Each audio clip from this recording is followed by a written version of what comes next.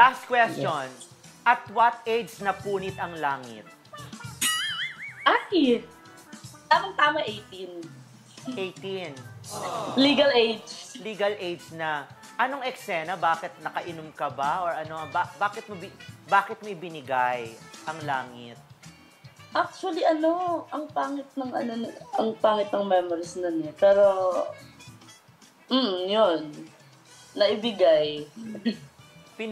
Pinuwersa ka ba? Or ano yan? Oo. Ah, pinuwersa ka. Oo. Paano pinuwersa? Ang hirap i-open up. Kasi ayoko nung first time na yun eh. 'Di ba? Pag first time mo, parang mas gusto mo yung gusto mo talaga. Oh, okay. So, mas matanda siya sa'yo. Mas matanda sa akin. So, okay. Hindi ka or something, or basta you were sexually harassed or forced. Ganon. Jowa mo? Hindi. Yun yung mapait. Hindi ko jowa.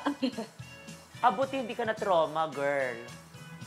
I am, but, ayun, takes time to heal and hindi naman forget to, na maging okay. Pero it is what it is. Hindi mo nagawang ihabla or something o ireklamo yung lalaki? Ang complicated ng time na yon. Tapos 18 years old pa. Okay. Bata pa, diba? So, what have you learned to your past experiences?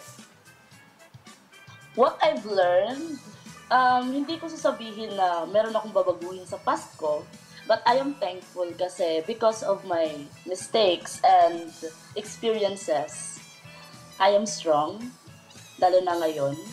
And I am proud kung ano yung result ng mga experiences ko. At confident ka, girl, di ba? Yes.